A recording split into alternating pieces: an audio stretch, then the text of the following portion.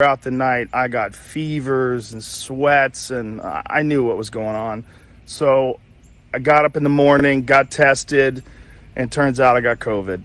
So we immediately threw the kitchen sink at it. All kinds of meds, monoclonal antibodies, ivermectin, Z-Pak, prednisone, everything. And I also got an NAD drip and a vitamin drip, and I did that 3 days in a row. And so here we are on Wednesday, and I feel great. I really only had one bad day. Sunday sucked, but Monday was better. Tuesday felt better than Monday, and today I feel good. I actually feel pretty fucking So good. Joe Rogan and my family experienced the COVID together. I'm kidding. I wanted to talk about this because my family just went through this, and it was about the exact same time that I saw in the media that Joe Rogan is just so awful. He went through COVID in like 3 days and recovered and like talked about all of these terrible, scary drugs that he used and treatments that haven't been approved by CNN and the FDA and oh, so yeah, I thought I'd talk about this because funny enough, this is exactly well, not this exact protocol that he used, but my doctor gave us the protocol that the FLCCC uses, and I'll link that. And it's ivermectin and like vitamins, like vitamin C, vitamin D, zinc, some antioxidants, something like that. So it's a more normal type of treatment like that average person could go get if your doctor's on board with this, because the pharmacy, prescribed it and everything. This is a drug, by the way, ivermectin, that has been used for a very long time, and it's one of the safest drugs. But all of a sudden, now that people are talking and lots of doctors, and by the way, the FLCCC, which is, I'll link that again, and you can go to their website and see, they list all the studies. There are hundreds of studies on this, and even looking at COVID, and they talk about the efficacy and how safe it is and how it's been used, and mostly for parasitic sort of infections, things like that, but it can treat viral infections. And because we mostly use that, like vets mostly use that for horses and dogs and animals, that's how they spun this. They've made it sound just like this terrible thing, like we're prescribing animal medications, and like people are having to go and find this at a vet's office, and which you could probably, but this is a medication that has been prescribed to humans for a very long time. So I want to talk about a few things with Joe Rogan, because that was one of the complaints in the comment section, is that this is not something your average person can go out and get, like all these IV treatments and special infusions. And he said Z-Pak, so he took antibiotics as well. So he took a multitude of things that I and my family did not take. So, he probably, just based off of that alone, will not only recover more quickly, but we can't say for sure that it's the ivermectin that works wonders, but you can't say that for sure just based off of these antidotes. But it still helps to hear, people talk about this sort of thing and their experience with this. It was High Intensity Health, the video that I watched about Joe Rogan, and he has a lot of great insight on health and things like that. I know I don't talk a whole lot about health anymore, but I'll link his video. And yeah, basically, Joe Rogan was he was older, like in the age bracket that usually wouldn't do so well with COVID, but he recovered very quickly. And it just shows that it's possible. It's possible. And it helps that he's a pretty healthy guy for his age. More so than the rest of the population. So, yeah, the people that I've known around here that have gotten it, and there's only been like 30-something in our whole county. But this next round, of course, like there was the first round. And I was wondering if we maybe got it then, but now I know we did not. Because this time, this was a different kind of sickness than I've ever felt in my life. And it wasn't that it was that intense or that terrible. I also want to talk about the fever, too, because my husband got a fever. That's how his started. And he automatically knew he had, like, the body, muscle aches and all of that, and fever, and, like, I guess he could feel it in his chest and in his head, had a headache, and his smell got real weird. And he knew. He was like, I've got COVID. So he had this fever, was in bed for like 2-3 days before he even went and got tested. And then so on the day he got tested, I got tested too. He tested positive, but by then his symptoms were subsiding. And we started that protocol then. So it kind of like nipped it in the bud. That wouldn't be nipped in the bud because my symptoms were just starting. So yeah, it got the tail end of what he was going through. Although I don't know if it would have lasted longer or gotten worse had he not started that protocol. So I tested negative, but that day I started having the same symptoms except for fever. I did not get a fever. And I'm wondering about this because Joe Rogan said he had a terrible fever and was in bed. I was never like that. So I'm wondering if the fever like helps your body like push through it quicker. So I never got a fever, but I got like this horrible headache. My smell got really weird.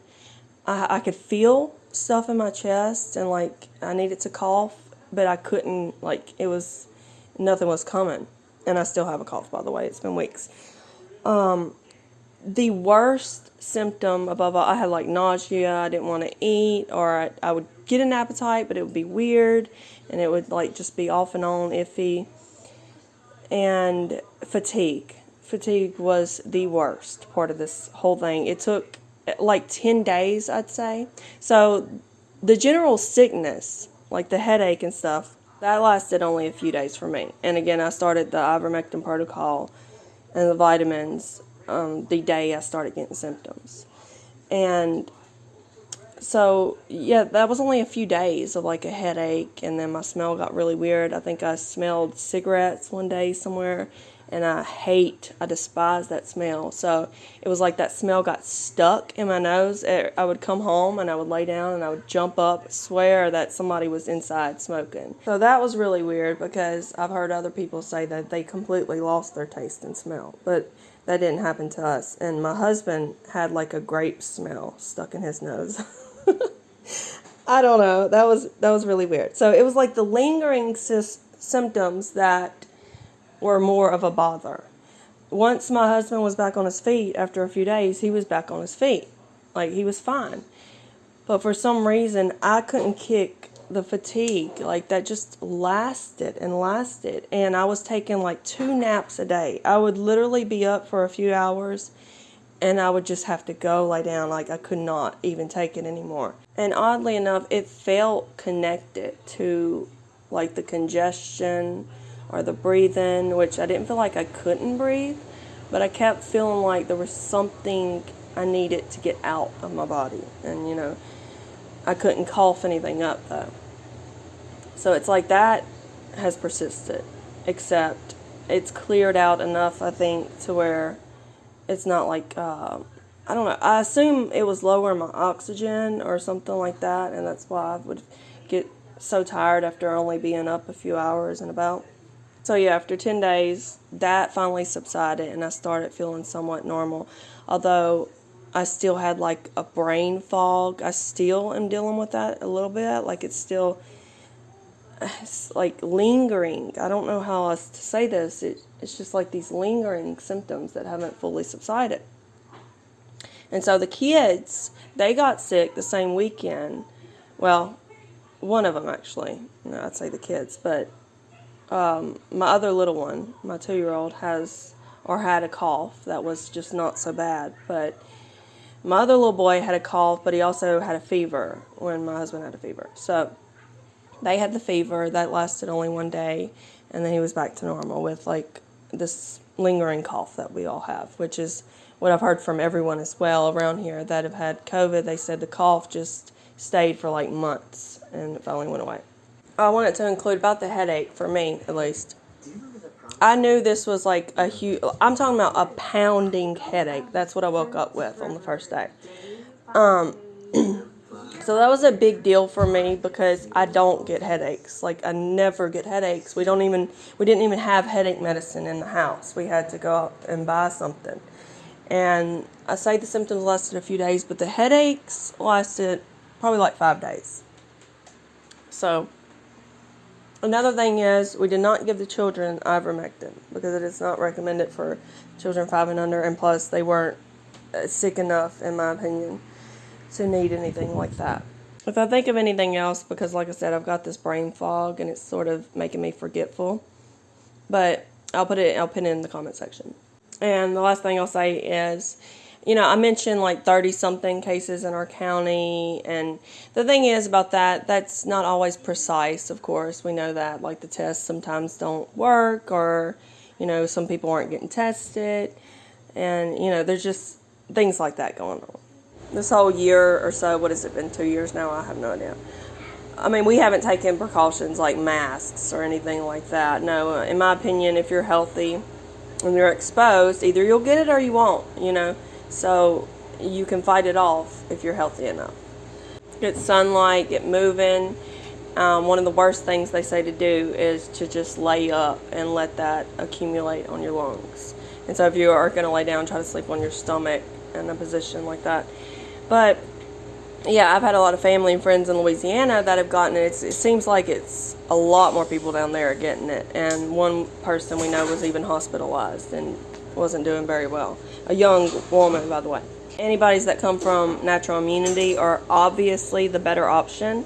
A vaccine is just trying to replicate that and can't promise anything, and can't promise to be safe as well. So you could get that, have all kind of issues down the line, and then still get COVID, as some people do. But believe it or not, people are so conditioned. We've had 2 people tell us, now you have to wait a month to get the vaccines. As if we would want that, because if your natural antibodies, if your immune system going through the real deal isn't going to protect you, I can assure you a vaccine is not going to.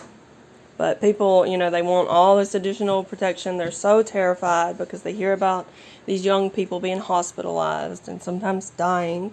And so now I made what should have been like a 5-minute video into 12 minutes, but I'll end it there. And just say that the media is not going to promote anything besides the vaccine. Like, that's just point blank, period. So if there's something better, they don't even want to know about it. Okay? All right, y'all have a blessed day.